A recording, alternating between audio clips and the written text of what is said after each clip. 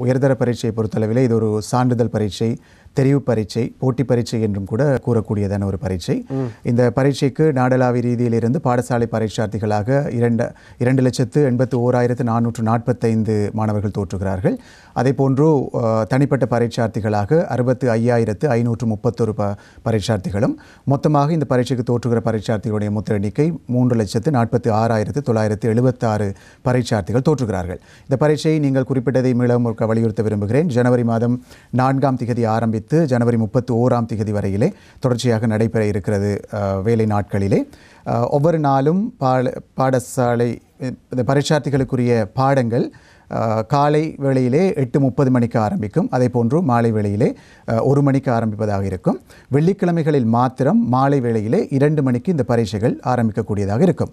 இந்த நான் குறிப்பிட்ட அந்த எண்ணிக்கையான இந்த மாணவர்களுக்கான பரீட்சை நடாத்துவதற்காக பரீட்சை திணைக்களத்தை பொறுத்தளவிலே 32 பிராந்திய சேகரிப்பு நிலையங்கள், அதே போன்று 319 இணைப்பு நிலையங்கள் ஊடாக 2300 பரீட்சை நிலையங்களிலே இந்த பரீட்சார்த்திகளுக்கான பரீட்சைகளை நடத்துவதற்கான ஏற்பாடுகள் செய்யப்பட்டிருக்கின்றன. இதிலே யாழ்ப்பாணத்திலே தீவக பகுதிக்கான வினாப்பத்திரங்களை கொண்டு செல்லுதல், விடைத்தாள்களை போக்குவரத்து செய்தல் போன்ற விடயங்களுக்காக நாங்கள் போக்குவரத்து விடயங்களுக்காக பாதுகாப்பு பிரிவினரோடு தொடர்புகளை மேற்கொண்டிருக்கிறோம். அவர்களுடைய உதவியோடு வினாப்பத்திரங்கள், விடைத்தாள்களினுடைய போக்குவரத்துக்காக ஏற்பாடுகளை செய்திருக்கிறோம். அதே போன்று இந்த காலநிலையை பொறுத்தளவிலே இடர் முகாமைத்துவ நிலையத்தோடும் தொடர்புகளை மேற்கொண்டிருக்கிறோம்.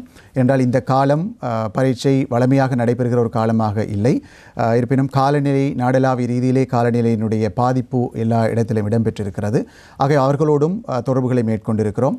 யாரேனும் பரீட்சார்த்தியோ அல்லது பரீட்சை நிலையங்களுக்கோ ஏதேனும் இடர் நிலைமைகள் இருக்குமையாக இருந்தால் அவர்களோடு தொடர்பு கொண்டும் இந்த பரீட்சைகளுக்கான ஏற்பாடுகளை அல்லது உதவிகளை, ஒத்துழைப்புகளை பெற்றுக்கொள்வதற்கான வாய்ப்புகள் இருக்கின்றன.